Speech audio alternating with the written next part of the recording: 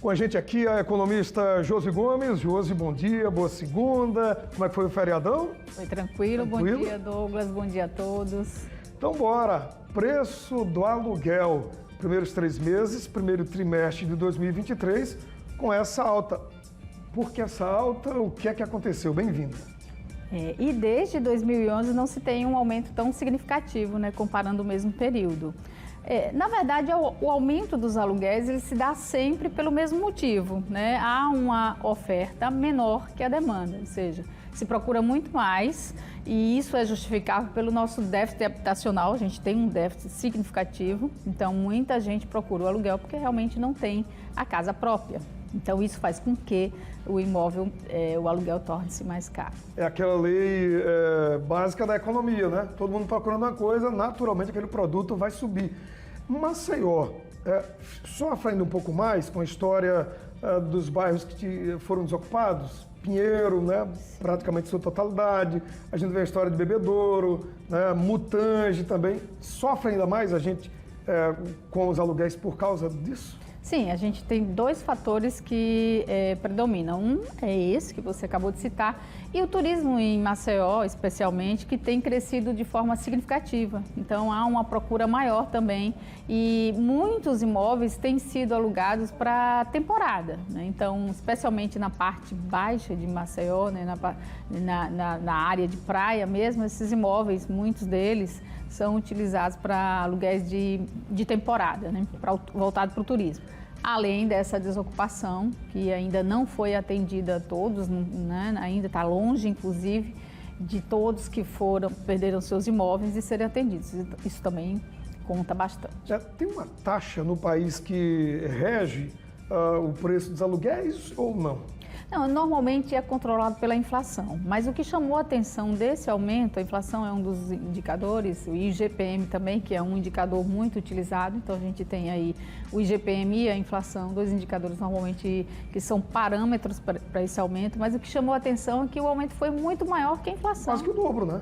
Exatamente. Eu estava vendo também a inflação do primeiro trimestre 2 alguma coisa e o aumento agora dos aluguéis em 4,68, ou seja, quase que o dobro, então não seguiu essa lógica da inflação. Não seguiu. Realmente, essa questão do déficit tem pesado bastante. Não é à toa que sonhamos com a casa própria, né? Esse é um dos maiores sonhos do brasileiro, exatamente porque fica assim, exposto a essa oscilação de preço, né? Quem mora de aluguel está sempre sujeito a essa oscilação.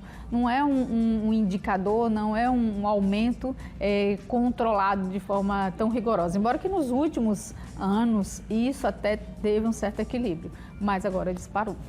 Josi, teria alguma dica para quem está em casa, está no aluguel, conversar com o dono da casa, você enquanto inquilino tentar essa negociação e fugir do que rege em nível nacional essas taxas, essas tarifas? Sim, sem dúvida, porque na verdade a gente tem que entender que tudo parte de uma negociação, né? Não é porque houve um aumento você vai repassar esse aumento de forma simultânea e imediata. Você tem um inquilino que às vezes mora 5, 10 anos no seu imóvel e ele paga certinho, né? E não tem atrasos, enfim. Não tem dano ao seu patrimônio. Não tem dano ao seu patrimônio, toda a manutenção é feita como rege a legislação, sem dor de cabeça. Então, tudo isso tem que ser pesado e aí a negociação vai ser boa para as 2 partes. Sempre negociar, nunca aceitar um aumento quando a sua condição não permite.